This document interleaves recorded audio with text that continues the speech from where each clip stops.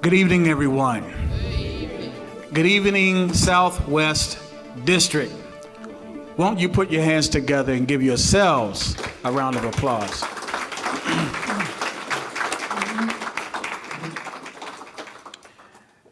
Did anyone get caught in the rain, by the way? At one point, it seemed like the sky, we have several hands up. Tonight, we have the 5th installment of a series of public safety forums scheduled, one for each of the police districts. Thank you for coming out on a rainy, what seems to be wet evening on a Monday night. Those of you who are here take public safety in your neighborhood seriously. So we thank you for joining us this evening. Many of you we met while out canvassing in your neighborhood. Many of you received flyers talking about tonight. And some of you even received a phone call from the mayor inviting you to join us this evening. I see some heads nodding saying yes. So we thank you for taking heed to the invitation, accepting the invitation and joining us this evening. There are a couple people that I would like to introduce.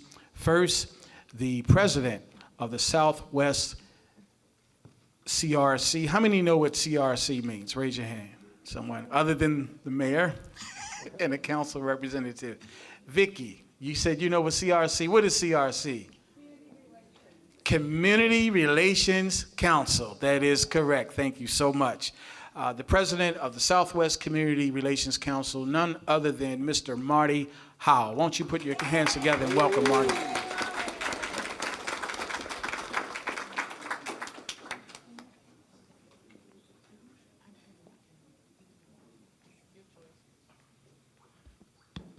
My, I've never heard it so quiet.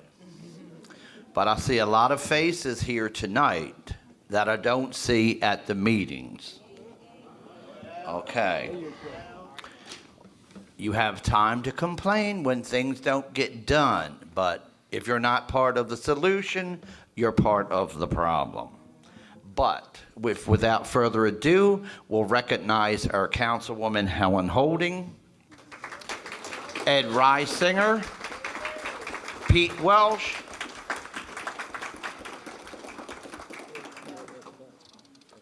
Delegate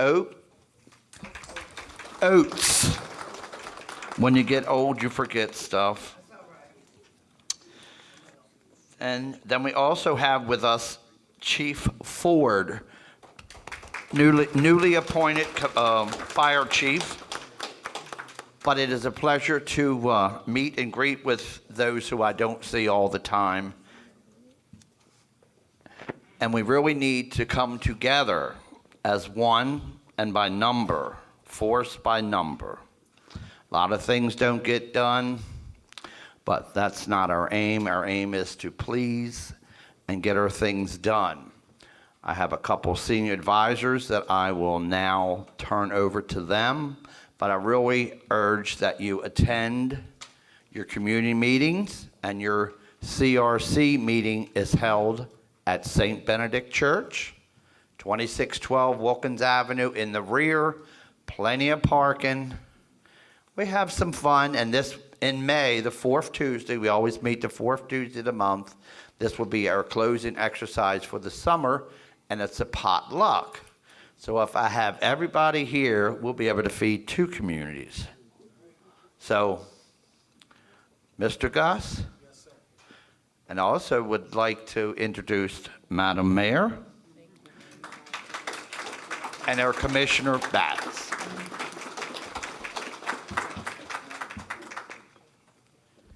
Thank you. Marty and I are tag teaming tonight. He actually stole my thunder. I was going to introduce the mayor and Mayor Stephanie-Rawlings-Blake and Commissioner Batts. But before we go, I just wanted to, anyone that needs a flyer or a sheet of paper for your questions, just raise your hand and we'll have someone come around to you. Now I will hand it over and present to you Mayor Stephanie-Rawlings-Blake.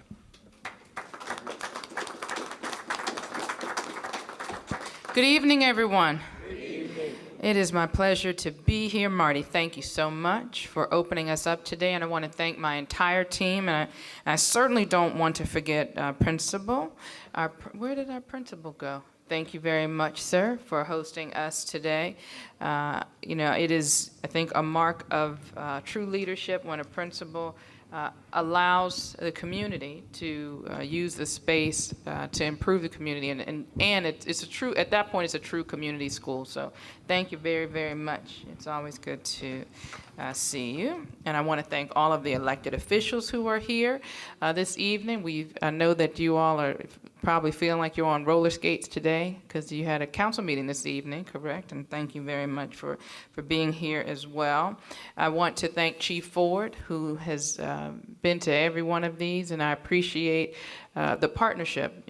First responders it's a broad group, and it includes our fire and EMS. And thank you very much. Chief Ford has been out there with us as we're canvassing the neighborhoods. He's been doing the community sweeps, putting in with his men and women of the fire department, putting in smoke detectors. If you know someone that needs a smoke detector, we are doing it. If you call 311 within 2 hours, and they are free, they'll do a safety check, a fire safety check for you, and install as many as the officer, firefighter deems necessary. So they're not going to shortchange you. They're going to do is, look through the house. They're not checking to see if the beds are made or if there's dust in the corners. It's all about fire safety. So please, I know there are probably people in here that don't want to call because they don't want anybody in their house till it's clean. I'm the same way, but it's free. It's free and it's important. We had people when we knocked on doors for the last, the last public safety. It was an elderly woman who needed one and was afraid to take it because she thought it was a charge. I said, no, it's free. It's free, it's free, it's free. And it's the 10-year battery that will last for, 10 years. So you don't have to go twice a year and replace a battery and have to deal with that daggone chirping. Makes me sick. All right, so I am probably getting the evil eye from my team that wants me to be quick this evening. This is about hearing from you. You know my strategy, focusing on the most violent offenders, trying to make sure that we are getting the bad guys and gals who mean to do harm to our community off the street. We are fighting to have a more nimble police force, one that embraces and uses technology to help us improve the crime fight.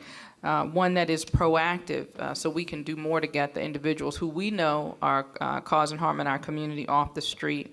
One of the things that I'm looking forward to unveiling this year is the Operation Ceasefire, which is going to support that work.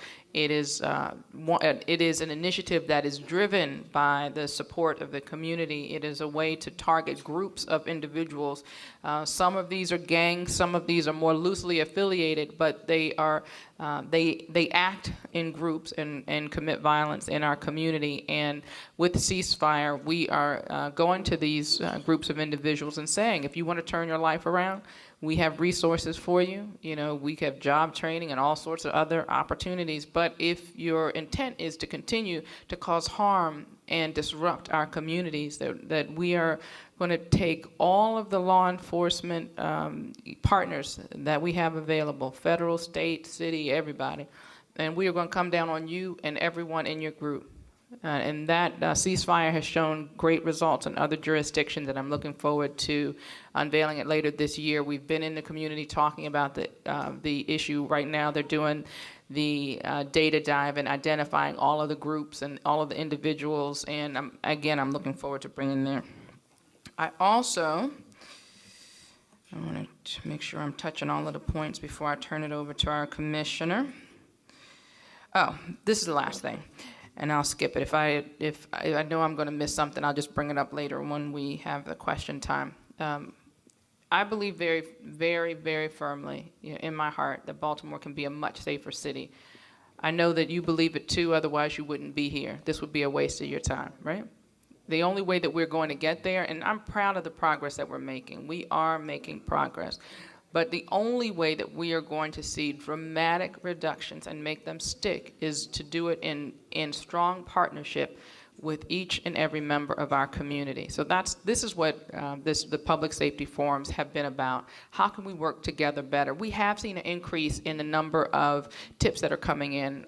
Over 3 times the number of tips came in year over year when we measured it last year. So we know we are headed in the right direction. We're strengthening those relationships, and I even put more money in my proposed budget, and as I announced in my State of the City, for incentives. So with Metro Crime Stoppers, if you turn in someone and give us a tip that leads to an illegal gun, you are eligible to receive significantly increased reward money. So hopefully that will help us get more guns off the street. It is the only way it's going to happen. Every change that any community has ever seen has been done in partnership with the community, and that's what I strive for, and that's what I hope we will leave here strengthened and convicted to do even more together. So thank you very much for being here this evening.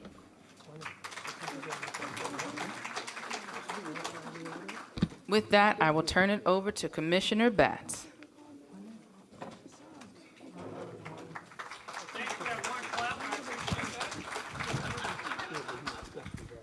So the mayor just bedazzled you guys. How are you doing tonight? Oh, that's pretty weak. Are you guys going to eat us? Are you guys doing okay? All right. Thank you for coming out. Sincerely appreciate it. My name is Tony Batts, and every opportunity that I get to be out in the community, I think that's the best part of my day. Spend a lot of time out on the streets, and usually I'm going to the areas that are very much impacted.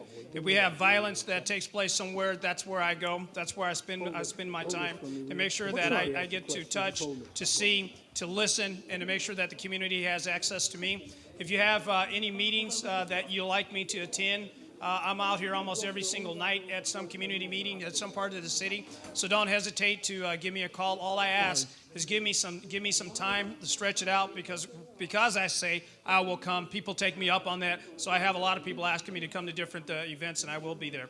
We had a very busy weekend this weekend for us. This is National Police Week, and I have to take time to say that. That's because we are honoring those officers who have given their lives in a line of duty protecting the different cities throughout the nation, who their families have given up their lives to support us, the things that we do. We're going to have a big celebration down in Washington, D.C. this week. So if you see a police officer driving by at some given point in time, I want you guys to do like this to them, okay? Practice with me. Come on. Come on. Thank you so very much. I appreciate that. Councilman, you did that very well, so I thank you so very much. Just quickly, members of my organization, Lieutenant Colonel Sean Miller, who I just recently promoted, Captain Eric Pekka, who's the second in charge of the Southwest District under Jim Hanley, who's the major, who's worked this weekend, so he has the day off because he worked. Quickly, one of the things that drives me is this document here.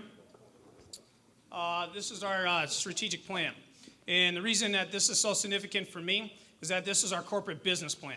And when I walked in the door, I wanted people to be able to hold us accountable, hold me accountable for what we're doing and what we're not doing. If you want to know what direction we're going, it's in this document. When young recruits come out of the police academy, they're tested on this document. When you want to be a sergeant, we build that test around being a sergeant on this document. When you want to be a lieutenant, we build that test around.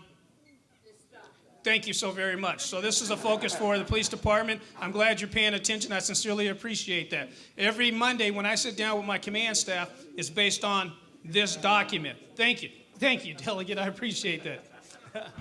And the reason that is so critical is that document is built around what this community wants from its police department. It's not built around what Tony Batts thinks that we should be doing. It's not built around anyone else other than the community. We went to the community and asked this community, what do you want from your police organization? And in that document, they say, deal with violent crime, job number 1. Number 2, we want to be able to call 911 and get an officer there when we're calling a police officer. Gangs that are out there. And then number 4, which a lot of people don't pay attention to, that we don't hear about, is property crime. The community said, and these 4 numbers are fairly close in that document to each other, which is the violent crime, which goes with number 3, which is the gangs. Number 2 is when I pick up the phone and I want a police officer, I want a police officer to come. And number 4 is property crime. Now, the mayor is pretty clear on what her expectations, and she's saying that job 1 is dealing with the violent crime. But for me also, the probability or possibility that a woman walking down the street and may get hit in the head and drug into an alley and raped, that's critical for me. That's important to me. The fact that somebody can break into your house when you're there late at night, that's important to me. Those are burglaries. And if you're walking down the street, that somebody can take your phone or take your property, that's important to me. And so all these categories are important. Violent crime is extremely important because we don't get to lose human life within the city without having a focus, and we have to reduce it. But also the other possibilities that you will be a victim in a lot of different ways are things that we're focusing on. So in that document, it comes down to, our strategic plan comes down to 3 C's.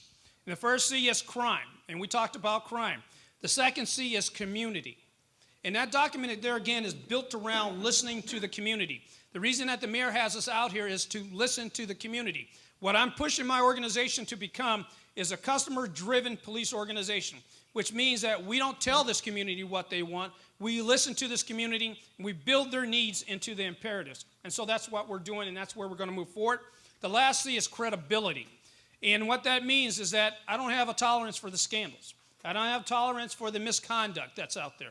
And what we're pushing for in this organization is to build a professional police department that you're extremely proud of and that you don't see negative stories popping up in the news. The last thing that I'd like to say is that through negotiations, we as a police organization and in the leadership of the mayor is that we're trying to work out making sure our organization is paid well so we don't have police officers leaving, going to other places, that we're competitive, and that was led by, that charge was led by the mayor.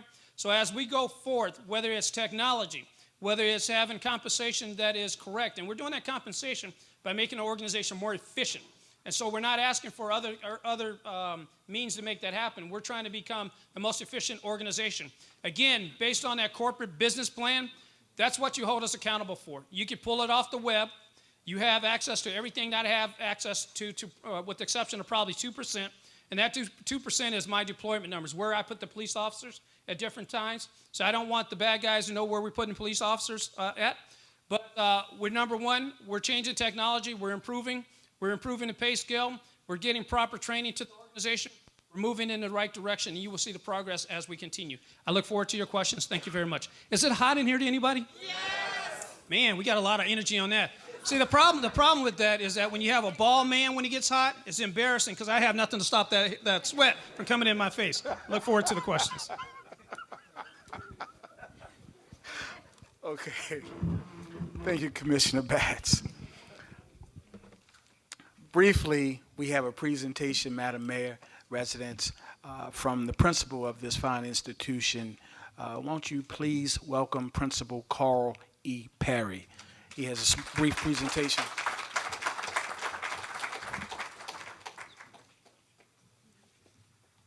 Good evening. I would like to take this opportunity to welcome you to Edmondson Westside High School. Once again, I'm the proud principal, Carl E. Perry of Edmondson Westside High School. And I heard the commissioner say he was a tad bit warm, but it's not even hot in here to us yet, so please understand what we deal with. But we continue to move forward.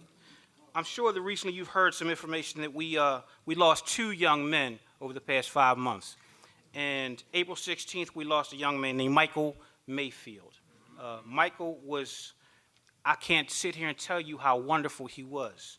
And it was a tremendous loss. But we are beginning something called the Michael Mayfield Project. And I wanted to give the mayor and the commissioner our brand new T-shirts for the Michael Mayfield Project.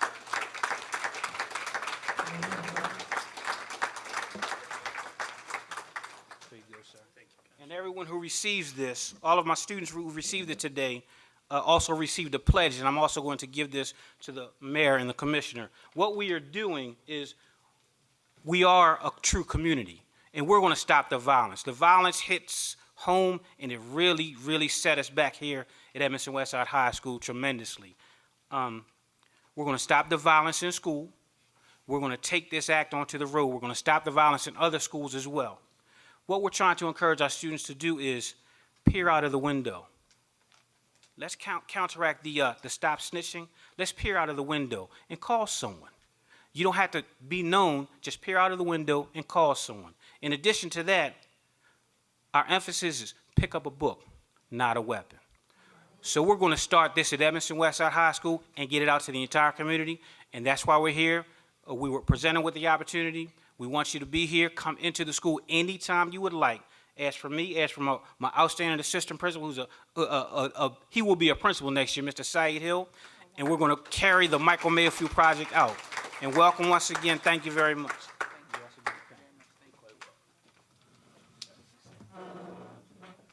Thank you, Mr. Perry. Apparently, there was a memo that went out, Mr. Perry, that you would coordinate your colors with Madam Mayor. So it was a great photo opportunity. Tonight, now that we begin the Q&A, the question and answer portion of the forum, I would like to introduce a few community leaders who are joining us here on the front row. We have Ms. Monique Washington, representing Edmondson Village. If you just raise your hand, Ms. Washington, or stand up, feel free. Representing the community I actually was born and raised in, by the way, Ms. Washington.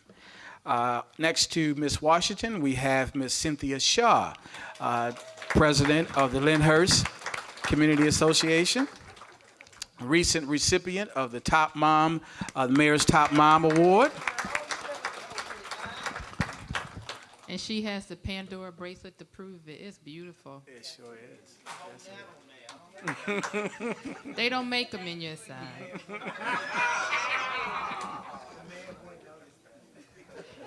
I'm sorry. It's a beautiful. And It I is. thought Pandora was nice to do it because they made for each mom. They tailored it to the mom, and it was sometimes all you can do is give them a citation, but I thought it was nice of them to do that, and it was a lovely, lovely event. Yes, it was. For some great neighborhood moms. And next to our top neighborhood mom is, we've already heard from, the president of the CRC of the Southwest District, Mr. Marty Howell.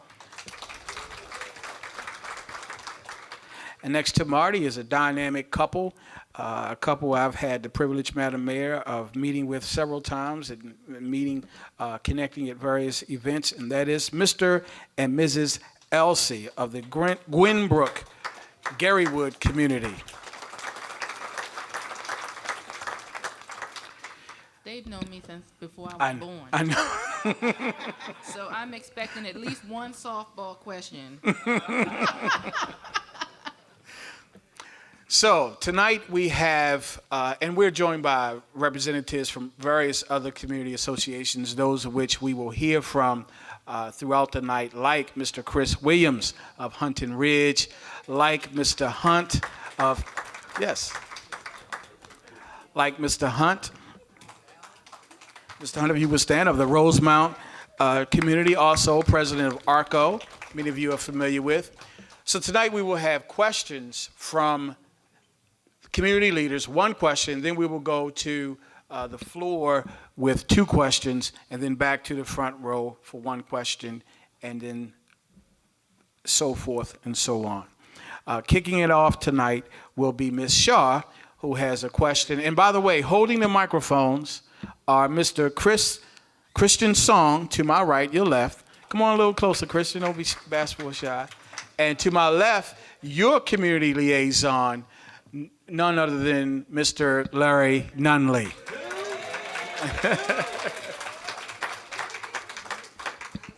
So Mr. Nunley will be holding the microphone and allowing Ms. Shaw to ask her question.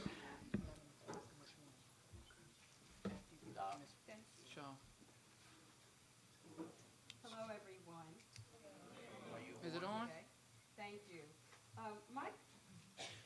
See if the microphone is on. The question for the Lyndhurst community has been touched upon tonight by the mayor when she talked about the ceasefire program, and also touched on by the principal of Edmondson Westside High School with the tribute that they're doing to Michael Mayfield.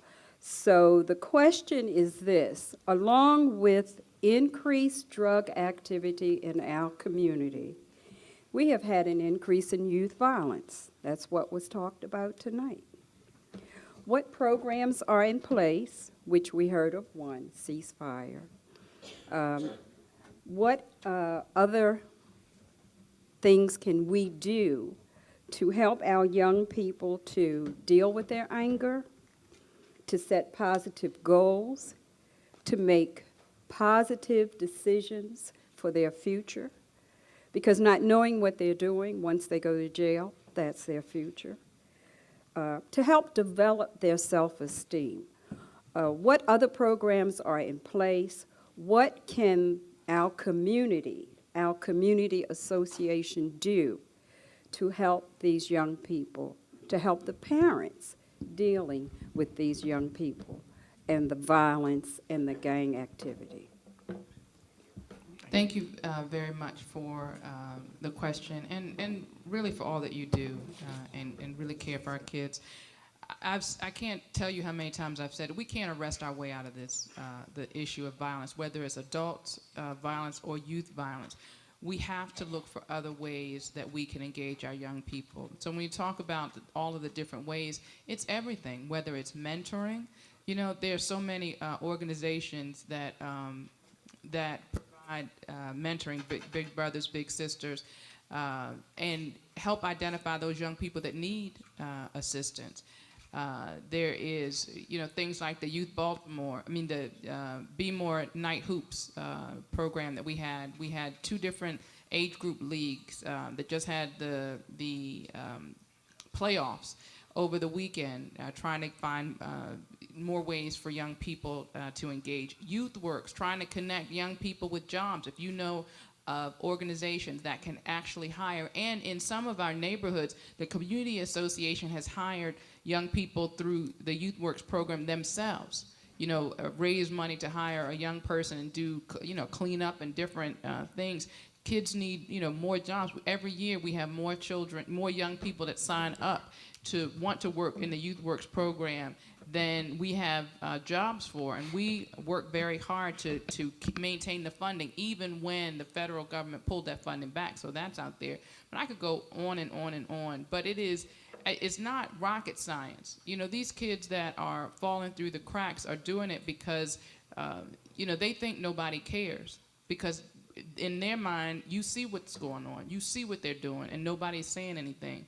We have to get back to a place where we are saying something about it. And if people don't feel comfortable saying it to them, say it to their parents. If you don't feel comfortable, say it to their parents. Say it to the police. But when you think about the kids that are running rampant through the streets, particularly on the weekends on the dirt bike, right? Now, I'll tell you, 12 noon on Sunday, these dirt bikes aren't dropping out of the sky, right? They're getting them out of their houses, out of their garages, and they're taking them out, right? But when we watch them after they're popping the wheelies and causing accidents and making people scared, and we watch them after all of that all Sunday afternoon, and then watch them put them in the garage, and nobody says anything. What's going on? They're saying that we agree with it, right? If we see it and don't say something, as far as I'm concerned, we are giving them permission to act like fools in the street, giving them permission to make to cause accidents and cause that danger. We have to say something, because if they're doing it in a home where the parents are turning a blind eye, somebody has to say something. So that's the kind of stuff. It's the common sense stuff that we used to do as a community that we need to get back to doing more of. Thank you. If I could also chime in there with what the mayor's saying. And my tact is kind of pushing back too a little bit. You know, every time that there's a concern within the neighborhood, people fall towards the police department. Now, with us, and I don't shy away from that. My shoulders are pretty wide and my skin is pretty thick. But our abilities to address things deal with locking people up. We can lock people up. We can give citations to people. We can bring communities together and have conversations. But the reality is that, and I say it from my point of view, I didn't grow up in Baltimore and I always have to apologize for that. And I go through a litany of the high schools so people know that I understand that if you're from Baltimore, it's from West High School that you come from. But if in my reality, where I grew up in South Central LA, a lot of the problematic issues that exist here within this community. You trying to tell me I'm sweating too much? Okay. But a lot of the issues that are existing in our community, I had the opportunity to discuss on Saturday On Saturday, I had mothers who have lost their children to violence within the city. And I was the keynote speaker there. And one of the things that I said is that I don't know what it is to lose a child. My children are all adults, but I do reflect back to my childhood, in that if it wasn't by the grace of God, I could have went left, I could have went right, because there's a number of my friends who did go the wrong way, who did get involved in things that they shouldn't. I was very lucky to have a very strong mother who either kept me in school, kept me in church, or kept me in sports. And anytime my hands weren't full, she put something in it and kept me dealing with different things. And it was only because of that, is because I didn't end up like a number of my friends did. And then there was another piece. There was another piece that I didn't see a long time ago, was a person in a uniform who happened to be a police officer that touched me. And that touched me and became a mentor to me. And so what I say is, I've been a product of mentoring.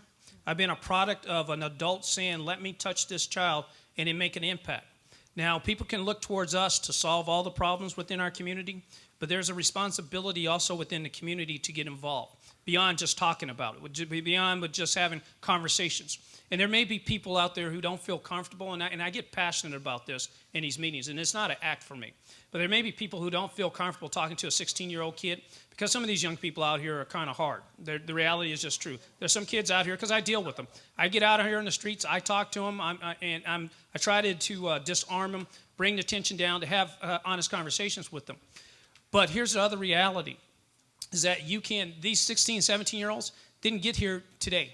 They didn't just come out like the mayor said, they just didn't fall out of the sky. They started as babies. They started as 5-year-olds. They started as 6-year-olds. Now, that's something that we can make an impact. You know, people say this is overly simplistic, Tony Batts, but here's an issue. If a child can't read by the time they're in the 3rd grade, most likely, a high probability is that they're not going to graduate from high school. How significant that is? If you can't read by the time you're in the 3rd grade, you start disconnecting from school. You start disconnecting from those pieces of hope that are going to make a difference in your life. So what we can do, start with, is 5-year-olds, 6-year-olds, 7-year-olds. There's things that we can do. And they may be young people that don't look like you, don't speak like you, don't even have the same value system that you have, but you can make a significant difference by stepping up, away from the conversation, away from talk, but stepping up and making a difference in a young person's life very early in life. Thank you. Thank you, sir. Before we go to the next question, I just wanted to do 2 things. One, and that is acknowledge Ms. Allen of the Edgewood community. If you would just raise your hand and everyone can see you. She's on the side of the pole. She has a white hat on. She just raised her hand. And I wanted to apologize to Delegate Oaks. While Larry was talking, Delegate, there's a camera right over your left shoulder. Couldn't see the mayor while she was speaking. So that's, yes, sir. Okay. Thank you, sir. Appreciate that. We have it all on tape. There was a hand up on my left-hand side, and I wanted to, yes, sir. I knew I saw on my right, your left. Yes, sir. Please stand up, and Christian will give you the microphone. Yes, sir. I'm sorry. Evangelist David Williams, representing the Boyd Booth community. My question is this: in the next few years, what programs are in place to provide funding for youth centers or recreation centers? And are you in alliance with any churches or spiritual-based organizations that actually have the space to provide for these youth programs? And have you considered funding for those things? And last but certainly not least, it just seems that one of the reasons and one of the situations that have taken the youth out into the world the way it is because we have eliminated things like art and music in schools, things that used to keep them grounded in a way. And have we considered replacing these things so that the schools can help absorb a portion of them not being out on the street? First, thank you for coming. And with respect to the youth programs and rec centers, that was something that I feel very, very strongly about. And for me, the issue of rec centers was multi-pronged. You know, we have centers in the city, had centers in the city, where, and some of them are in southern and southwest, and Councilman Reisinger's district, we would have in one area a rec center where 200 to 300 kids are coming in a day and using the programs. Then we have some where it'd be a whole month and not 200 kids came in. And we're paying the same amount, the same staffing levels for all of those things. Rundown, when I ask community people, I got a group of community stakeholders together, and I think Councilman, the Vice President was part of that group. They went to every single rec center and gave it a grade for the programming, for the number of families that were served, for the facilities, and after giving it a grade, it became clear that we had to do better. A lot of the conversation had been about, well, nobody's going to travel to go to a rec center. We have to keep this one open, that one. Well, nobody's going to travel. It's not because it's, 3 further blocks away. They're not traveling because it's run down. It's run down, and we're not offering what young people want and what families want. So I wanted to do better. So we took a hard look at all the recreation centers. We made a recommendation to close some, but we also at the same time set forth a plan to grow our recreation centers into the large community centers that we've already started opening throughout the city. The next one is slated to be built in Cherry Hill. And what the community said they wanted as a result of that work group, the task force, was larger centers, things like commercial kitchens or kitchens so people could actually use it to hold events. They said they wanted more programming. They said they wanted more staff people and longer hours. And I started on that path to give the community exactly what they wanted. Does it mean you have to make some sacrifices to get there? Everybody knows you can't spend the same dollar twice. You can't spend $1 to keep the old rundown thing that people weren't using open and at the same time plan for the future. So I didn't mind having that tough conversation with people because I knew that at the end of the day, we were planning for better. So each year, we are doing groundbreaking and ribbon cuttings on new centers. Each year, we're looking for partnerships with, we opened it up, the centers that we knew we were closing, we opened it up to communities, church groups, anybody who wanted to. If you had brought a program and you showed us the capacity to run those programming, we worked with you. And we had one center in West Baltimore that we were able to reopen that had been closed for years because a community group stepped up. And they said that they could, use it as a community center for the mentoring work that they do and after-school programs, and we were able to do that. We have several centers like that. So yes, I'm willing to partner. Please contact Department of Recreation and Parks. The director's name is Ernest Burkeen, and I would love to do that. And with respect to the faith community, yes, we have several initiatives where we work with the faith community. I believe in the power of prayer. I believe in the leadership roles that our faith leaders have. I have leaned on them on several occasions to help us in these efforts, and we'll continue to do it because I think we are all fooling ourselves if we don't think that the children that are out there doing these things don't need faith support as well as family support. We can't. So I'll just leave it at that. So yes, I'm willing to work with them.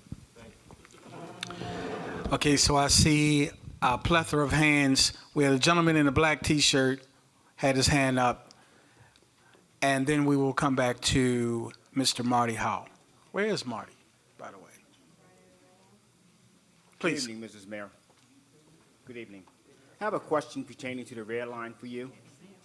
From Emerson Avenue only, from Emerson Avenue going down to Hilton Street, there's only going to be 2 lanes of traffic there.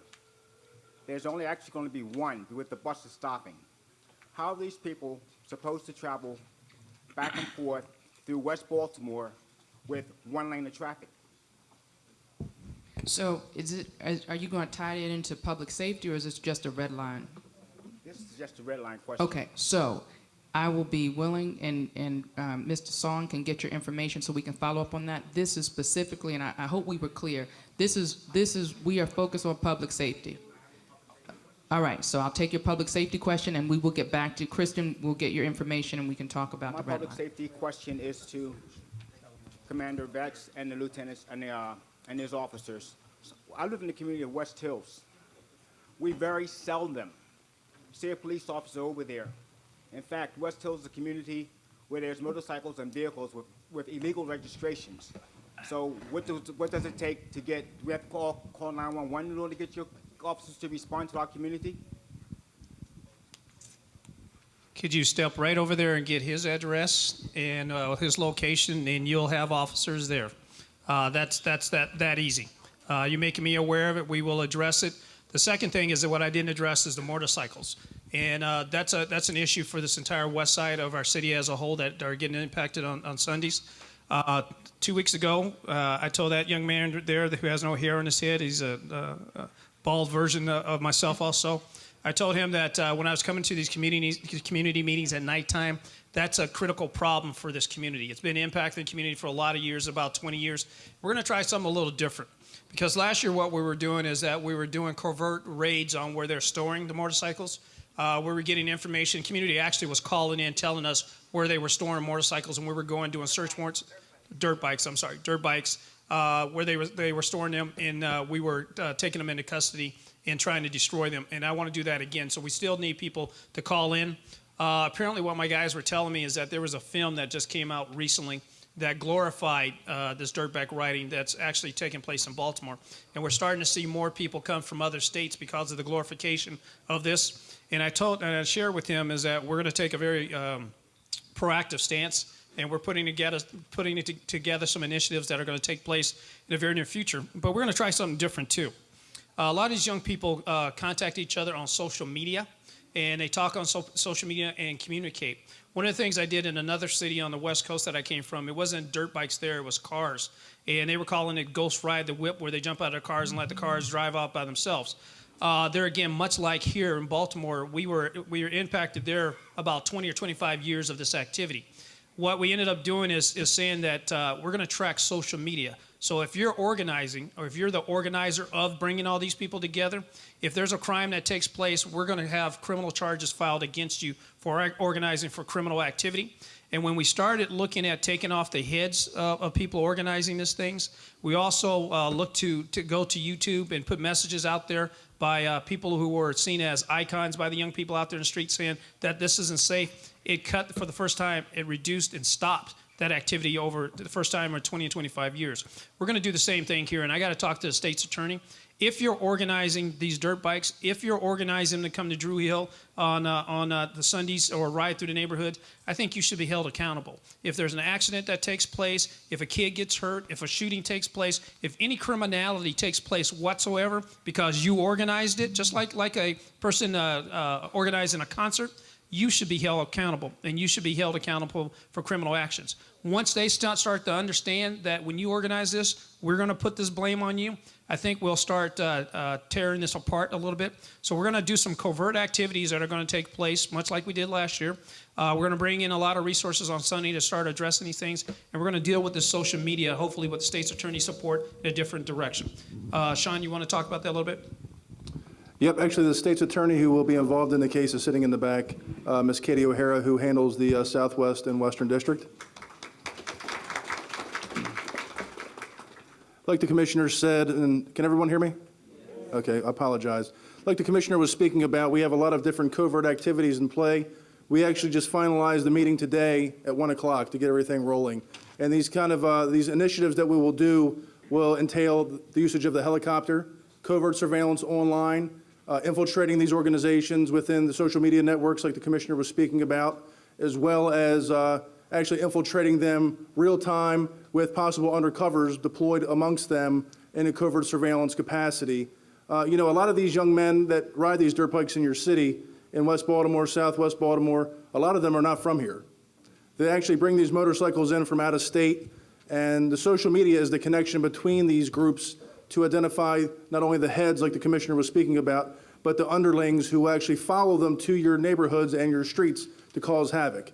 So once we eliminate the top portion, which is organizing the issue, then the bottom will fall apart on itself, and then if they try to regroup, we can do the same thing again and take them down again and again.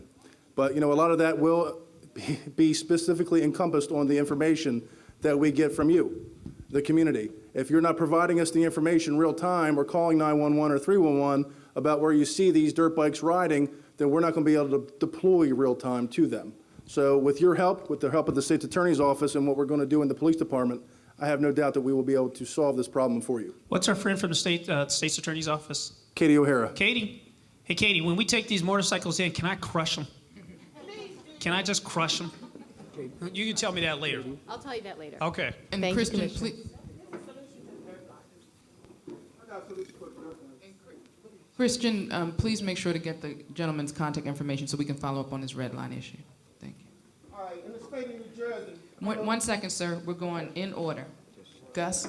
Yes, ma'am. Thank you, Madam Mayor. The lady in the purple, we'll come to you with a question, and then from there to Mrs. Elsie. And Larry, thank you. Thank you, Christian. Watch the camera. All right. Okay. Good evening. Good evening. I'm Mrs. Smith from the Southwest Better Neighborhood Association. Good evening, Mrs. Smith. I want to thank Helen Houghton and the mayor for keeping our center open, because at one time we thought that center would be closed. So we're very happy to still have the center at the Mary E. Rodman Center still open. My question is, we have had 2 break-ins in the 100 block of Edgewood Street where I live, which is unusual for us. The neighbors came to the last meeting and asked, could I call the Southwest and ask, could that area be patrolled for a while at night, maybe from around 12 to maybe 3 or 4, because both of these break-ins, from my understanding, were between those hours. So we're asking if maybe we could have a little more patrol for a while. And my second question is, we often ask our neighbors to burn their lights for better safety. And so many of them talk about the cost. And we try to relate to them that it's not a lot of cost in burning those lights, which would be safety. Is it any way that maybe neighbors could be encouraged to burn their lights front and back? Those are my questions. Thanks. So definitely we can, and I'd love to get, with respect to the lights, I'll make sure that we follow up with Officer Neighborhoods and see if there's a way to partner with something like BG&E that partners with us on the energy efficiency efforts and energy efficiency education. I think if we could work with them to make sure people, like when you go and you get the energy efficiency check, if BG comes and does it, or if you get the education, they'll give you the energy efficient light bulb. So the cost is it's insignificant. It's when you use those high efficiency lights, the cost of keeping those lights on is so little. But people have to hear it and they have to understand it. So I'll certainly make sure that Officer Neighborhoods connects with Ms. Smith so we can get that resource out there. With respect to the 100 block of North Edgewood Street, it is unusual. You know, I grew up. My grandmother was 208 North Edgewood, so 1 block over, and I think so. That's up, right? Right. So I think that's my first. That was the. Right. I think that's the block where I was because we lived 1 block over when I was first. In the house that I was, well, I was only there for 18 months, so I don't have I know I lived in there, but I don't remember a whole lot. She's keeping the light on for you, Madam Mayor. So you're keeping the light on. Thank you. I appreciate it. They're gonna make it a monument one day. No, I'm just joking. I'm just joking. But no, it is unusual. Very unusual for that block, and I'll let Commissioner and the Major talk about that. Well, I'm going to have the Major explain a little bit what he's doing in the district. One of the things that I get a report on is every 24 hours. Every 24 hours, I sit down with my entire command staff and we go over every single district, every single crime that takes place in the city. What we're really seeing in the Southwest as a whole, and then specifically he's going to talk about your street and how we will respond to your area and have resources out there, is that we saw a lot of vacants being burglarized in this area, especially at the beginning of the year. And so we made a concerted effort to track the people down who were doing that. We made a number of arrests and took the guys to jail. Another trend that we're starting to see in the community is the taking of air conditioners, large air conditioners out of the backyard. And I don't even know what a compressor is, but the guys are saying they're taking full-blown compressors. So the question for me, I started to ask, are they cutting the lines, ripping it out, taking it? But they're taking their time to unscrew the compressors and the lines, and they're taking the entire thing as a whole. So we're going back looking, even if, and I know this is not happening, but just in case it is, if there's contractors who are taking any of these products, put them in other homes or along those lines, we're starting to take a look at that. What they were breaking into the vacant houses for in the area was the copper. And so they were doing copper theft. So where you can take copper, we started impacting those places. We started doing inspections on those. We're starting to hold those people accountable if they're taking in copper. And we're starting to look for the regular people who are out on a regular basis. So we're being very proactive in the community as a whole, dealing with all burglaries. We also understood that there was a lot of youth who were walking up and down alleys that were doing break-ins. And so we were addressing that too. So the guys have been on top of that. They will continue to be on top of it. And specifically for Edgewood, where the mayor was born and raised for 18 months, and that she wants a memorial, we're gonna have to respond to that. Eric, could you tell a little bit what you're doing? Yeah, in reference to the, there was a pattern down there on the Edgewood Street and in that area, and we had identified 2 people that we thought were responsible for it. However, the burglary investigation is still ongoing. However, we did target them on the side for other crimes because their records indicated that they had robberies, they had burglaries, and we started to target them, and we got a drug case on them. They are currently in jail, and the burglaries in that area stopped. So our job is we're looking at all the patterns that occur and then looking at the recidivists, and we're able to get in front of that pattern so that no more burglaries did occur in that neighborhood. You know, one of the things that I was telling the guys and getting them to kind of focus on is I think crime is a system. Whether it's violent crime here or burglaries there, I think it's all part of the system. And what really drives a lot of it for our city is narcotics. So if you have guys who are bringing narcotics into our city, you have drug dealers who are selling in an open air drug market. When they start making money, they expand, they have conflict, they start shooting each other. Then you have other predators who go and rob the drug dealers who are selling the drugs for their money, so you have shootings that come out of there. Then you have burglaries and robberies that take place for the low-level people getting money to buy drugs that pushes the other pieces of the system. So I've been pushing the guys from the beginning that we will take a look at all crimes because I think it's all part of the system at different levels. And so what we've been focusing on a lot, too, is drug users who are breaking into houses. And they're breaking into houses, breaking into cars to supply their drug habit to sell to the drug dealer on the corner. So our focus has been very proactive. As a result of them not only dealing with burglaries and robberies and dropping them, the violent shootings are dropping. Now, I know we've had some high-profile issues that took place with young Mr. Mayfield, and we're gonna track that case down. But most of the violence in this district has reduced because they've looked at it as a system, and they will continue to look at it as a system to address the overall crime rate. I stay very close to the Southwest. Like I said, on every 24 hours, tomorrow morning, he or his boss will be on the phone explaining to me over this nighttime what took place, where it was, what time, where did they break in, what did they take, what's the suspect looking like, and then what they're doing to respond to it to address it in a very quick fashion. Only thing, as you identify the next person to ask a question, the only other thing I would add to that is with the new police contract, what we're, if it's, knock on wood and prayerfully, when it's ratified, it will give us opportunity, in those nighttime, in the overnight shift to put more officers on the street. So that's, when I talked about being a more nimble police department, that's what I'm talking about, that hopefully it will be ratified by the FOP. Thank you, Madam Mayor.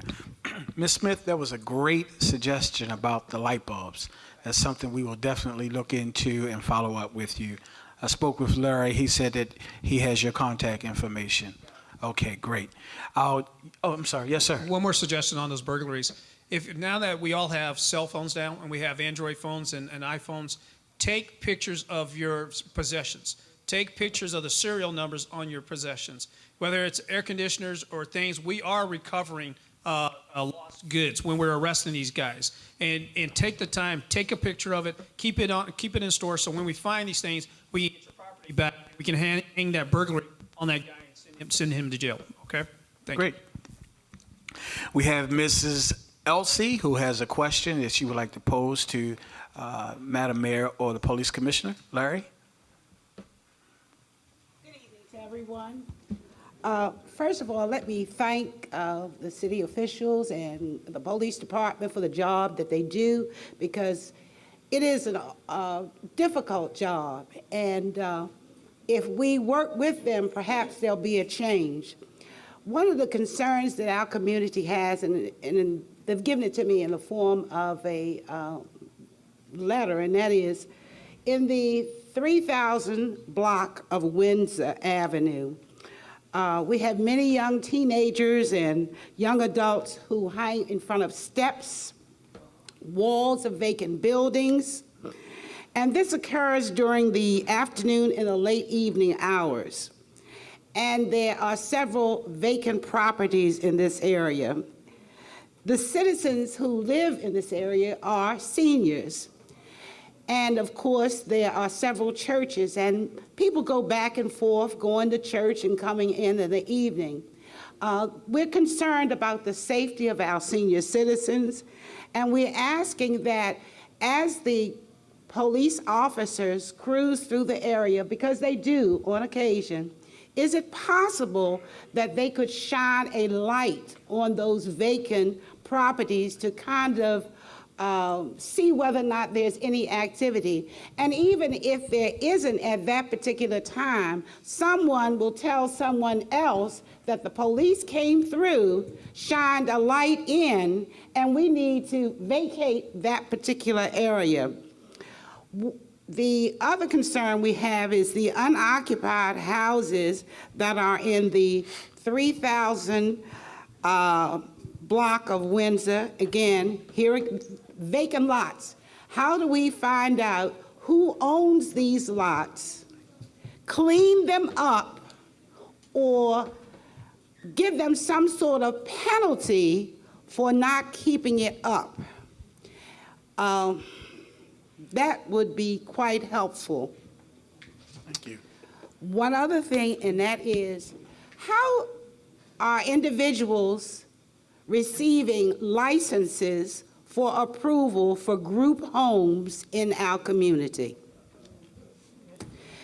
And we have quite a few of them, and they're young people, and they are very disrespectful. Thank you. So Thank you. I'm gonna let the commissioner deal with the public safety, the shining a light thing on the vacant lots and on the group home. I am going to make sure that we double back with you after this, since it's not a specific public safety issue. I do have information. That's all right. I do have information that I would like to share with you, particularly on the vacant lots, and then we can connect you with the right information for the state licenses for these group homes. But I want to keep to the rules, so I will make sure that we circle back. Commissioner, that's all right. John, Eric, 3000 block of Windsor Avenue. I want you to pull out your cell phone right now, and I want you to call dispatch, and I want to send units over there right now.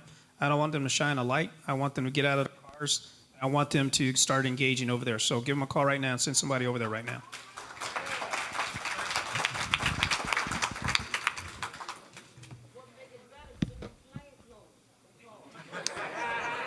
All right, our next question. Tell them to take their clothes off, too.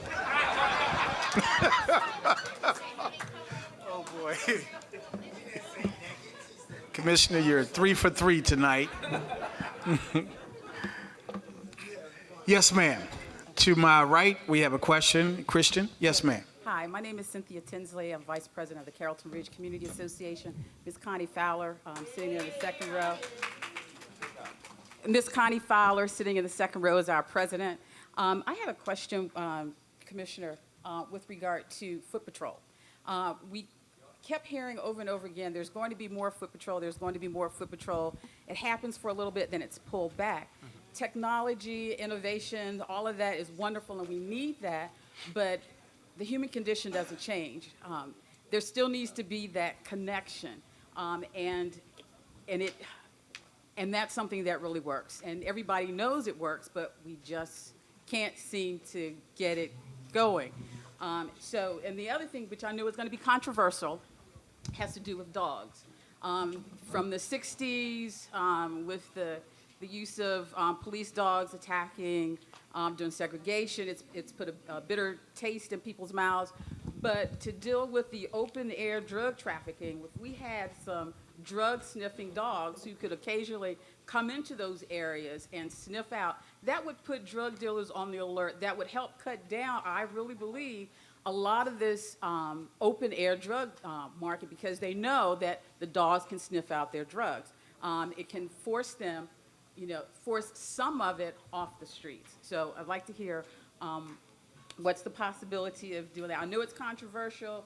There'll probably be a lot of slack and people arguing about it, but sometimes we have to get past that and look at the reality of something that that could be beneficial and that can work. And the other thing was, it was never addressed about, the evangelist had asked a question too about the arts in school that's been cut out, or being cut out of school, that helps young people to be able to express themselves in a way instead of just brute force through sports. And then my last thing was, there needs to be a balance between zero tolerance and tolerance. Even something as simple, and I'd like to know who I would talk to about this part, enforcing indecent exposure. When we have young men with their pants walking around, I mean, that's on the books, indecent exposure, with their pants showing up. You go into a restaurant, you go in by the buffet, you go into the supermarket around food. It's a health issue. It's a sanitation issue. And all instances of flatulence is not dry. And so somebody's scooting across a restaurant seat in a buffet, and I'm coming in there, or kids coming in there, it's a health. It's a health issue. And it's not violent crime, but it's one of those instances where somebody said they'd sue because we're denying African American men their heritage. My heritage as an African American has to do with pride, struggle, and I'm just so passionate about that. It's just, somebody just needs to stand up and have some guts and just enforce that and do something about it. But so I'll back into it. Yeah, I think, I don't know too many of us in here that think that that's appropriate to, for the young people, particularly young men, to where they're, whoever it is, I don't think you're going to find anybody that would take their time to come to a meeting like this tonight that would think it's appropriate. The challenge in that is that line. And you talked about zero tolerance. I've never, I'm not a proponent of that. I am a proponent of, when I talked about it, the community stepping up. I think it would be that message is much better coming from somebody in the community than coming from a police officer, where then you have people who we're looking to, young people, to be partners that are feeling like the police are targeting them because of the way they look. And I need to be honest and clear. I'm not going to prioritize behinds being out for my officers. I think some of that is where we as a community have to step up. With respect to arts and stuff in the school, it's not that I didn't ignore it. This is me, the mayor and the police officer. School is not represented here. I think that's a conversation that all of us should be having with the school system about the prioritization of arts and that type of programming. I certainly support that in the work that I do in the after-school programs that we fund, as well as in the rec center, but that should just be directed toward them, and I'll let the commissioner take the other part. I'm going to try to catch up on all 17 of your questions that you had in there. The first one is foot patrols. You're right. One of the things that we did in every class that came out last year, we put them on foot patrols. Their first 6 months were walking the different districts. I think it worked very well. When we put them in the most problematic areas, and we put them in the Western, we put them in the Eastern, and part of what I wanted them to do is number one, get used to working in the community, speaking to community residents, going into the businesses, and feeling at ease out of that car. But what we really have to push, because to a certain extent, we have to keep a mechanized police department. We have to be able to get to point A to point B. If somebody's breaking in your house, I can't have an officer running 2 or 3 miles to get to your house. So some of us have to stay in our cars. What I have shifted is the responsibility or the discretion to the captains and the majors that they can put out foot beats where they have them, and the majors are putting them out at different points in time. We have a large class, and what's going to take, because our attrition is down a little bit, and we're playing catch up. We have a large class that has started about 2 months ago, and it'll probably be coming about a month ago, and it'll probably be coming out in November. When we get those large classes, we're going to look to put them out. The majors have asked me to take them off the streets when you have wintertime out there and it's 10 degrees or 5 degrees, because they need to have somewhere to eat and kind of rest. So when it warms up, we're going to continue to do more foot patrols. I am a very big proponent of foot patrols. I can't do it all over the city because we just don't have the resources, but we should do it in different communities, different neighborhoods, and we're going to continue to push at that. So my pledge to you is to try to do as many foot patrols as we possibly can. I'm a believer in it, so I am with you on that one. The drug sniffing dogs, we do have some dogs that do that, but I have something that's even better than that. Sean is going to come up and talk. He has been, until recently, has been in charge of a thing called Special Enforcement Section.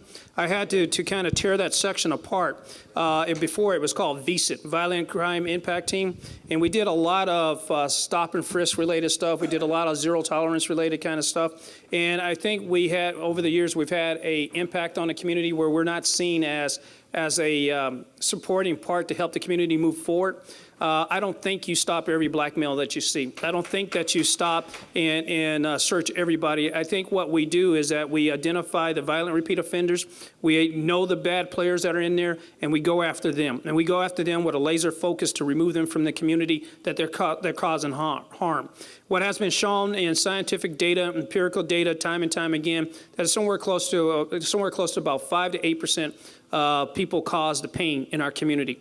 Those are the 5 to 8% of the people that we're looking to take out. But stopping every African-American male or every minority, I think is problematic. And I think that's what you see in New York. And you see the response to that in New York and how citizens are standing up to that. Here, I'm taking this organization through a lot of training. To give my officers different skills to make sure that we don't fall into the same issues that New York has fallen into, and we move to be a professional organization that resolves those issues. Even Bratton is moving away from that too when he's up in New York. So we're moving to get away from zero tolerance, focus, and take the guys out. The open air drug markets and the successes that you've had. Thank you, Commissioner.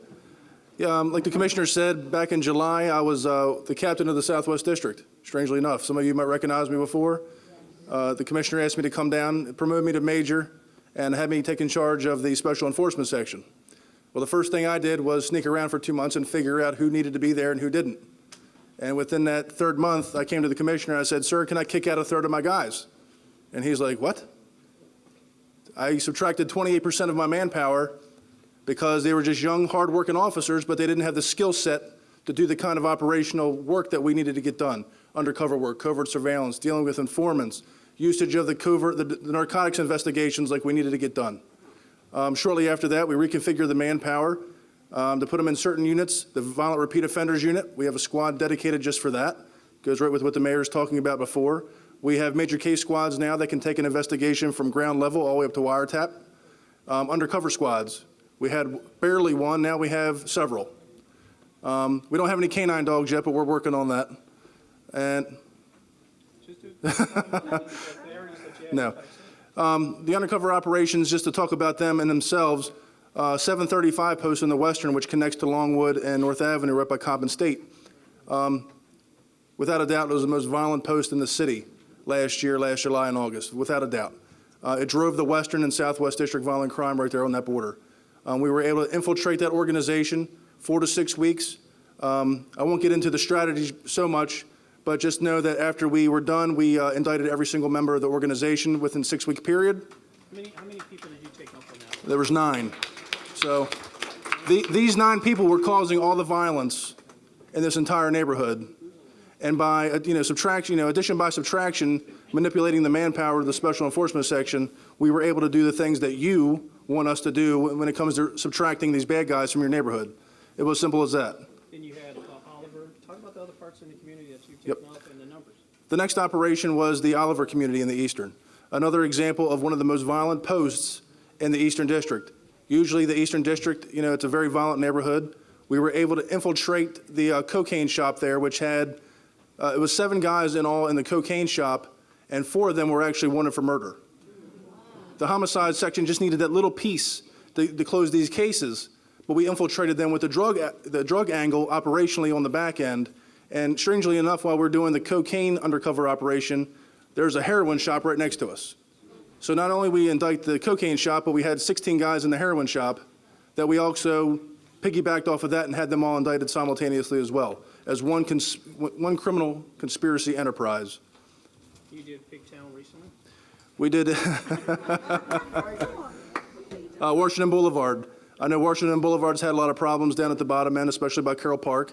So what we did is we built up our informant pool for the area, and we actually had a group of informants and undercover operatives go into the area and do purchases from 2 different times. It was 9 houses the first time and 7 houses the second time.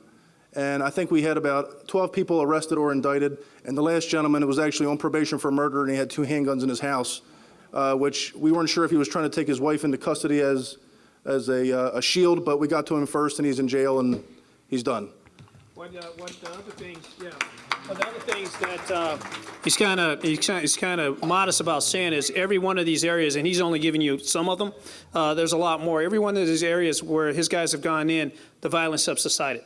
It has stopped. These guys haven't come back. We put them away. State's Attorney's Office has stood up strong and been big supporters with us on this one. We're worked in the right direction. So his team, that is very productive, and we're not doing zero tolerance, but we're putting people in, we're putting the right people, and the murderers and the killers, we're putting them in jail, and they're going there for a long period of time. And where we're doing it, the crime is not coming back, and that's what we will stick with, and we'll continue to go along the same directions. So I think what they're saying is they want you back in the Southwest to start doing some activities over here. Wait till June. Thank you, sir. We have, before I go to the next question, and Chris, I'm definitely coming to you after this question. Madam Mayor, I just wanted to announce that I didn't see coming in Delegate Jill Carter has joined us. If she would just raise her, she's sitting behind Miss Allen. Yes, ma'am. Please introduce yourself, Chris. Good evening. My name is Carol McCoy, and I'm president of Morrow Park Community Association. I want to thank you for your visit to Southwest District.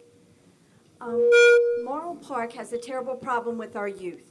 We have what's called the hit squad, and they range from the age maybe 14 to 20. And they terrorize the youth. Our dry cleaners, Miss Bessie, 90 years old, has been robbed twice. Our hairdressers, the window's been broken in. You cannot even walk. The seniors cannot walk to get their hair done. Now, not only is that, but now we have the junior hit squad, and they're from like 8 to 14. This is no exaggeration. The youth are out of control. Now, we want to help you to help us. So we've engaged partners. We have the Baltimore Guardian Angels, that their home base is in Morrow Park, and they do patrols for us. We're very blessed with that. And we've engaged many communities here in Nomi. I go to all the associations to learn what our neighbors are doing. I attend Southern, and I heard you speak at Southern, how you cleaned up Lexington Market. Well, I work in downtown Baltimore, and I was thrilled with that. So maybe you can help us with the 24 and the 2500 block of Washington Boulevard. Now, maybe, I asked the councilman, maybe 10 years back, we got a grant and we had bikes, and the businesses helped to pay for them. Correct, Ed? Yes. And we had 2 patrolmen on bikes. And I think that really helped because they patrolled in the neighborhood. Now, I don't know what happened to the bikes or if you need new ones or whatever the situation is. How can we help you to take our neighborhood back? They're off the hooks. You go right now to Washington Boulevard. The mayor is very well aware of it. Breaking windows. It's just out of control, off the hook. Sneed, when we leave here, we're going to 24 and 2500 block of Washington. So when we leave here, that's where we're going. Eric, could you step up, if you're familiar with that, and try to address some of the situations over there? Yes, ma'am. Can you hear me? Okay, Chris, you had a Well, question? he's I'm sorry. Yeah, he's answering. Go ahead. Yes, sir. Go ahead. Okay, can you guys hear me? No, you Actually, need sir, to we talk need on the- it 'cause you have the. Can you hear me now? Okay. In reference to the crime down on Washington Boulevard, And again, in looking at that, we've had 2 robberies year-to-date on Washington Boulevard, 3224 Washington Boulevard, which is closed by an arrest, and 2500 Washington Boulevard. That was the situation where it was officer-involved shooting at. That case has been closed as well. That person is in jail. The rest of the robberies down in Morrill Park, we have 6, 5 of which are closed by arrest. We do patrol down there. I know we get calls about the Green Apple a lot. We go down there, and this past winter, we got some calls. We did some activity down there, but it's not the high crime, drugs, and you spoke about the Hitman Squad. You spoke about DMI. This past a couple months ago, we did do an operation involving DMI. Well, they call themselves the Hit Squad. They're nothing but kids wannabe. I understand that. But what we are doing is I talked to operations right prior to this meeting, and they did actually give me the names, and they are currently looking into those people right now. I'm not, again, like Colonel Miller said, I can't divulge what they're doing right now, but we are aware of the Hit Squad, we are aware of DMI, and we are actively pursuing an investigation against them. And Ms. McCoy, we can follow up if it is related to a food establishment. I can work with that's in your district, right? We'll work with the councilman and identify those food establishments that are feeding into that trafficking, and there are other ways. We have other tools to deal with it. DMI it stands for Dead Man Incorporated. It's basically a Caucasian prison gang that was started in the area. They're offshoot subset of Black Guerrilla Family, actually. And it's one of the only names that in a city that didn't come from Southern California that I wasn't familiar with. But I think your point is this, and I'm sure that you don't want to hear us rattle off stats because you don't feel safe. And what you're trying to get across to me is that you don't feel safe. So I think what he was also trying to communicate is that there's something in the works that he just doesn't want to talk too much about at this point in time. But I will myself, right after this, I want to see it, I want to touch it, I want to feel it. I will go over there and see. And tomorrow, when I sit down with my command staff, we'll have a conversation about it. Thank you, sir. The second part of that is we have what's called Spence Street. There was a shooting there not too long ago with one of these police officers. Well, I call it Bad Boys Lane because every boy on that street has a record. And it's been drugs, it's been guns, it's been everything. So I call it Bad Boy Lane. But nothing is ever done. They're back out again. So if this is repeat offenders, can't we do something about these kids? We can, and we can follow up because a lot of it's clear that the investigation is going on in that area that's probably not best since this is, being broadcast. So we will follow up with you directly, Ms. McCoy. Thank you, Testing. Madam Mayor, and thank you, Ms. McCoy. Chris Williams, Huntington Ridge. Testing. Good evening, everyone. My name is Christopher Williams, President of Huntington Ridge Community Assembly. And my question, okay, excuse me. All right, my question is a 3-part. It also deals with what programs are in place, such as to avoid dangerous idle time for youth. One of the programs that was very successful. And before I start, let me first say a special kudos and compliments to Major Jim Hanley, as well as Captain Eric Pekka of the Southwest Precinct. They respond in a very timely fashion. Anything Huntington Ridge Community Assembly has needed, they've been very responsive. And we'd like to extend thank you to them for the excellent work they've done in our community. Now, the first part I'd like to address is also we have a wish list for the Southwest Precinct. As the new Psalmist facility is vacant. What we would like to see is a new facility for the Southwest Precinct officers. If you look at the offices and the conditions that they work on, it, it's less than substandard, but they make the best of it. And I'd like to thank them and Sergeant Duncan of Neighborhood Services as well. What we would also like to see is with that new Psalmist vacant facility is a youth center, a portion of that youth center, a place for our youth to go, because I think with youth, by me working in the school system now, I know the youth need a place to go after 3 o'clock, okay? A lot of times youth want to do the right thing, but a lot of times if there's no one to reinforce, I think that would be something in place that we would like to see. Also, I'd like to ask about the Explorers program.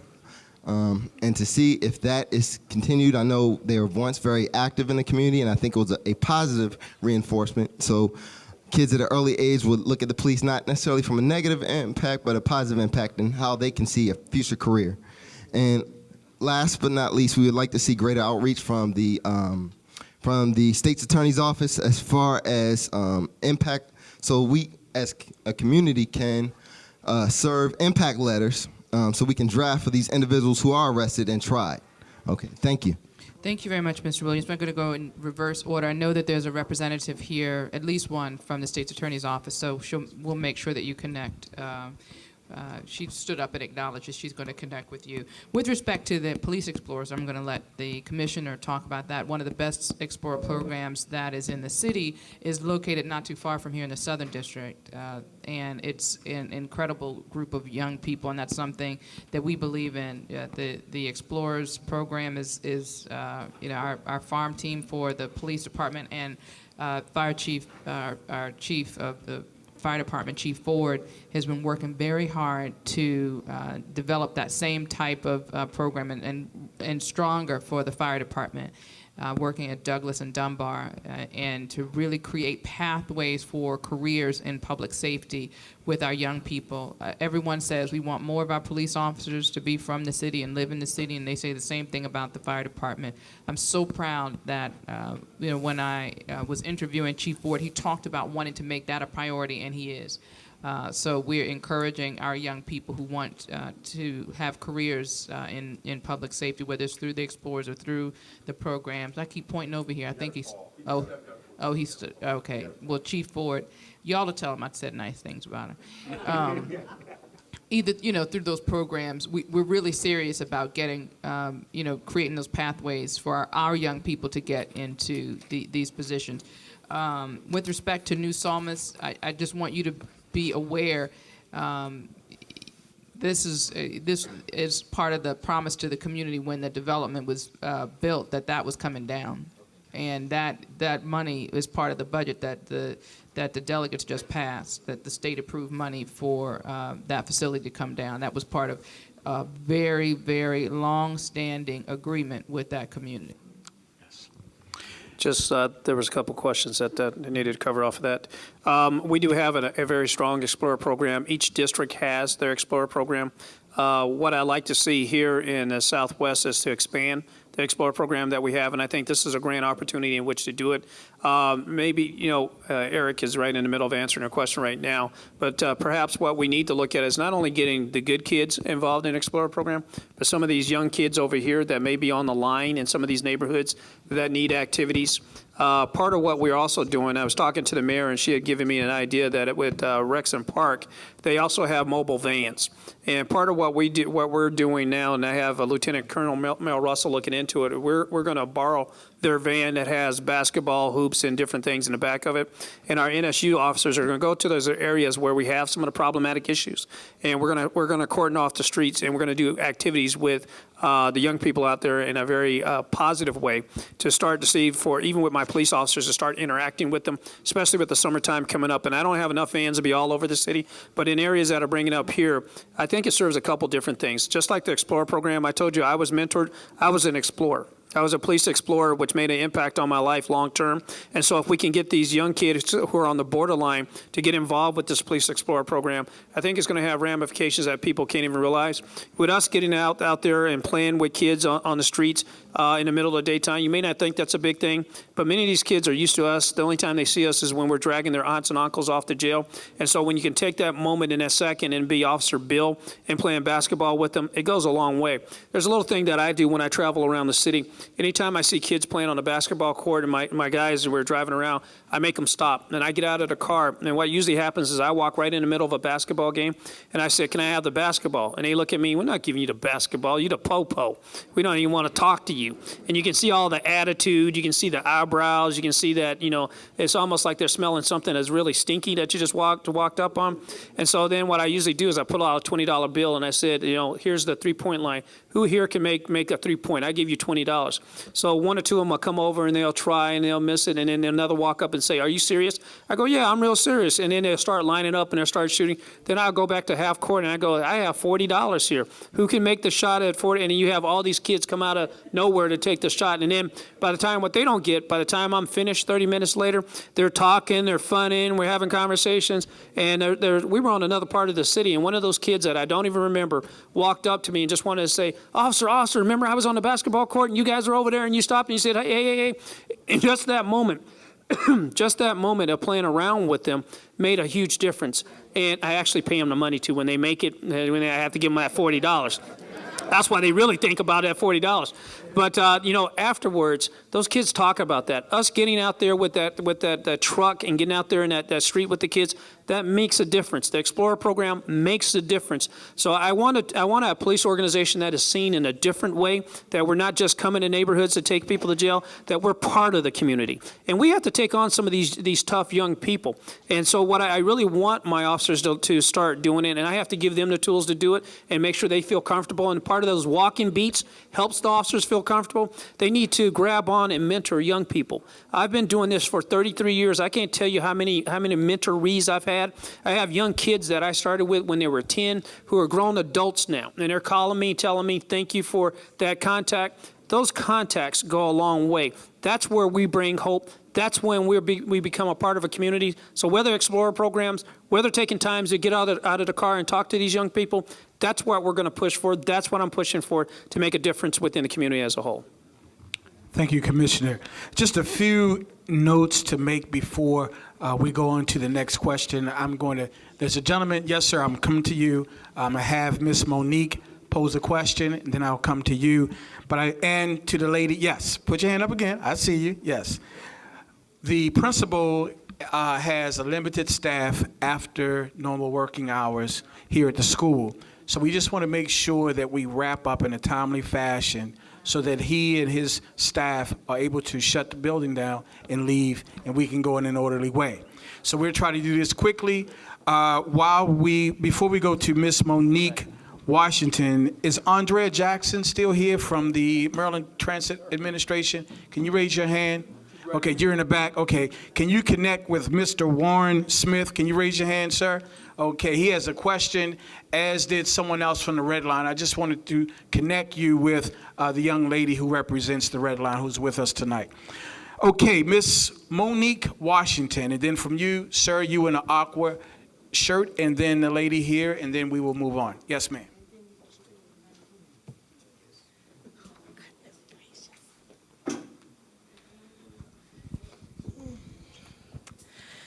Good evening, Madam Mayor and Sergeant Specs. Pleasure to meet you.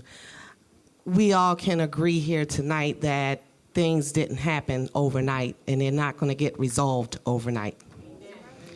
So it's important and vital to community leaders to form some kind of organization where we can work and partner together with the city to get things accomplished for our youths.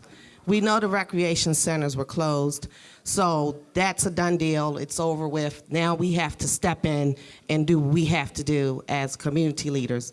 With that being said, I came up with the idea because I was really passionate, especially after Mr. Mayfield was murdered, with the fact that our young adults don't have enough positive influence, mentoring, recreation, whatever. So I came up with the solution for my association. We're going to start a baseball league.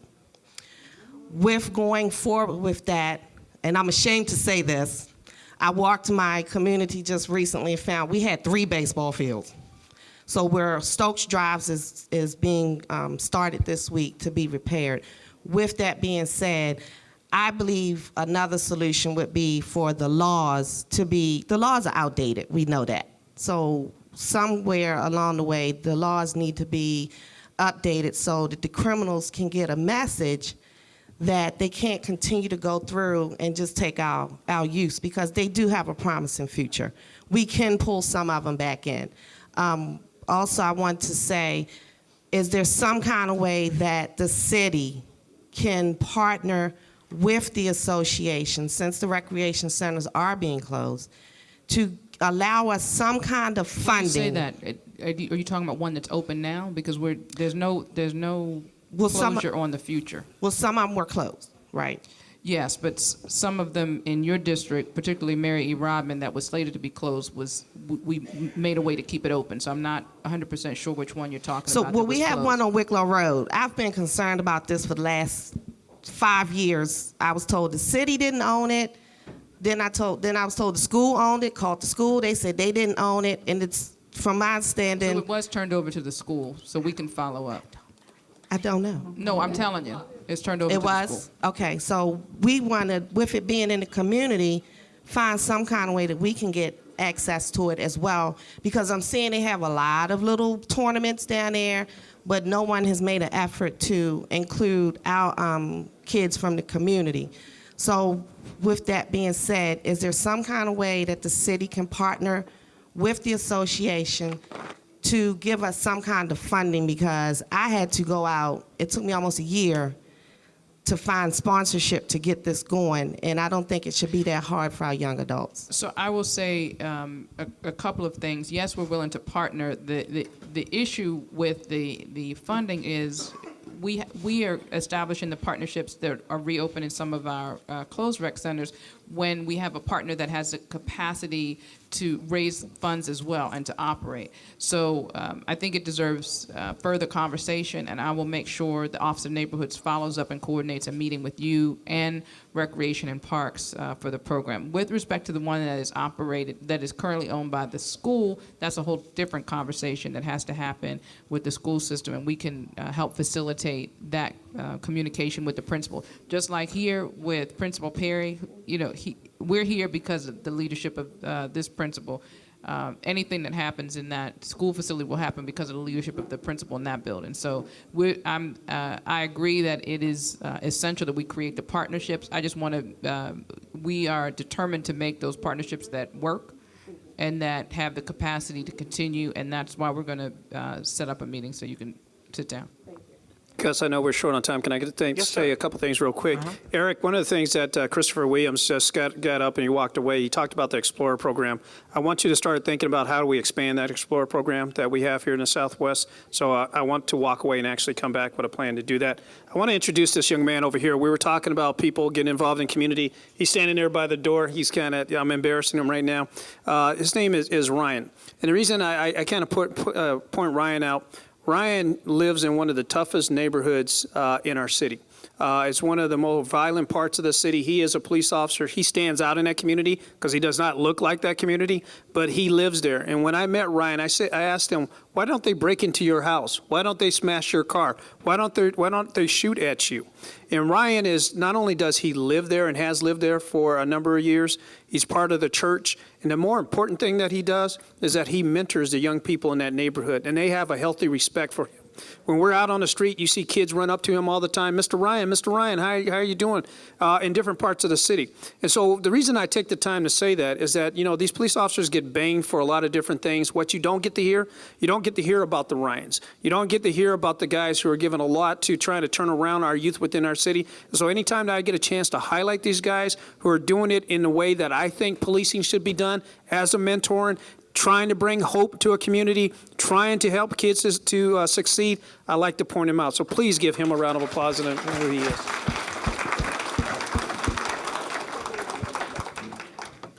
Yes, sir. And after you, then you, ma'am. Yes, ma'am. Yeah, I have a question. Has there ever been an investigation, or is an investigation going on concerning these witnesses that's being killed here in Baltimore City?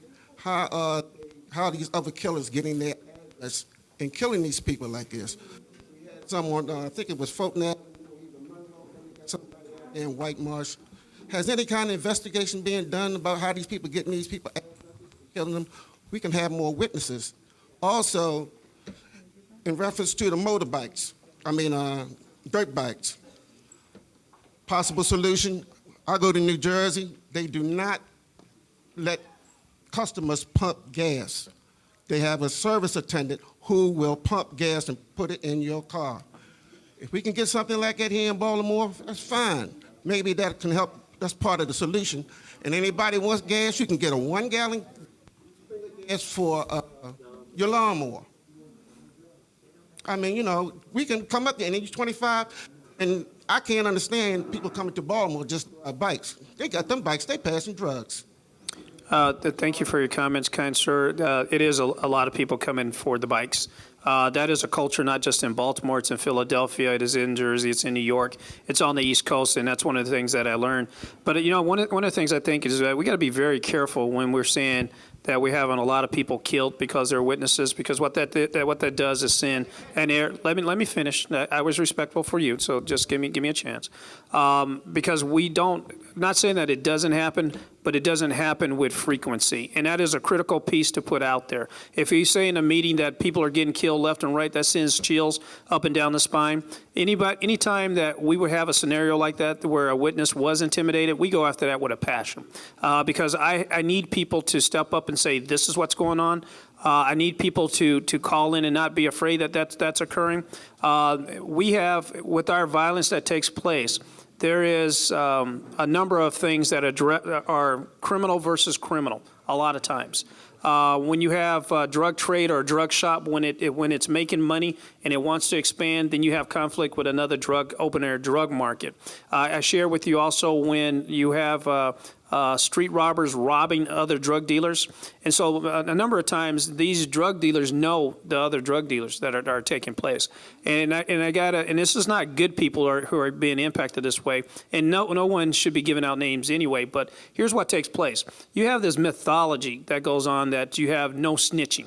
Well, you're not supposed to snitch, you can't tell on people, and you tell that to the youth. Want me to tell you some secrets?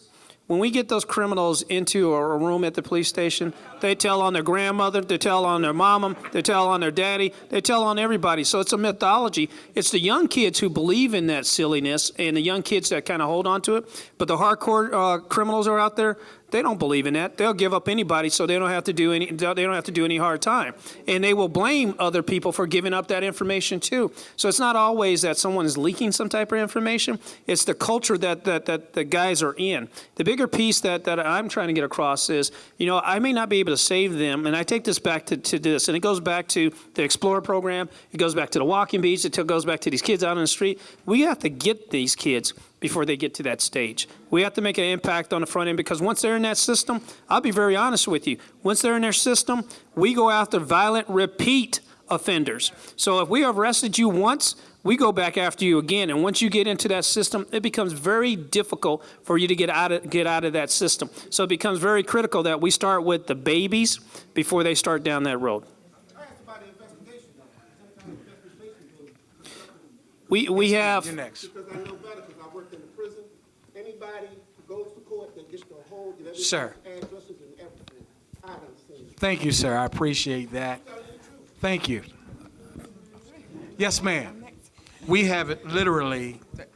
It is now 8:51. Okay, I'm gonna talk real fast. Good Yes, evening, ma'am. everyone. Thank all the officers for coming. Thanks Southwest Police Department for all that they do. I've been a foster parent for 39 years, and anytime I call Southwest, they are there within minutes. But my question is this, Madam Mayor, what can we do for that population between the ages of 18 and 25 of males that are on the corners? Many of them have high school diplomas. Many of them have been to college for a year or two, but they have no jobs. And just an example, the people that do the work on the highways, they seem to all be there with out-of-town tags and with people that are working that don't speak English. So the black males and the white Caucasians and all that would fall into that group that could do that work. They're not getting those jobs because they're given to those other people. What I'm saying is we need to do something to save that population. All of those young men don't have jail records. All of them are not drug users. They just don't have jobs. And I think the city needs to do something to help us help that population. That's all of these communities. Help that population that need jobs in that age bracket. So first, thank you for your patience. I know that you've been wanting to get to that question. I agree, that we certainly need to do more to outreach to that demographic that we have in the city. That's why I fought so hard to put in an executive order that required contracts over a certain amount of money. If they're doing any new hiring, they have to publicize those jobs through the Mayor's Office of Employment Development first. That's why we not only have our main Mayor's Office of Mayor's Office of Employment Development centers where we do the training, where we help connect people with jobs. We don't just have them one or two places. We put those job hubs in the community. There's one not too far from here in Southwest, so we could say to those young men, you don't have to go all the way to Mondawmin, you don't have to go all the way downtown. We're coming to you so we can help you connect to those jobs. That's why I fought for legislation to expand the opportunities for people who wanted to apply for the casino. We worked too hard to make that casino happen, not to make the opportunities available to Baltimore City residents. And I want to thank the delegation, the Delegate Oaks, Delegate Carter, who are here, who helped support that initiative to expand the opportunities for more young people, more people could have access to those jobs. And on top of fighting for it, then we took the jobs tour to every district in the city. Every district, 14 districts, 14 job fairs, plus the big job fairs that we had for the casino opportunity. So if you have young people like that, please make sure that you tell them to either go online, because if they wanted something else online. Well, I don't know. I mean, we can do a whole lot of claiming, or we can, I'm telling you what to tell them to do. After you give them the information, if you have something else to suggest that we do with these young people, I'm all for hearing this. So we have to, yeah. So we and just to add for the people that we are capturing, that not when I say capture, we're capturing their attention with the night hoops basketball that I talked about. Part of that thing is they play basketball, but they get some of those job skills and soft skills that they need to be able to be employed before the basketball game starts. So there are a lot of things out there. We just have to make sure that we are making sure that young people know about it, and that we are doing more. We have to, sometimes it takes community people dragging them there, because if they're claiming they've been there and they don't have anything to show for it, you have to ask the question, did they really do it? Madam Mayor, on that note, we're going to have you go ahead and close out. And I just would like to, again, say thank you. And we have literally I have 8:56, so we have less than 5 minutes before the principal has to close the building. Madam Mayor? The fire chief is back. Niles made it back. The mayor was saying all those nice things about him. I mean, make sure. Why does everybody love firemen? Give him a round of applause.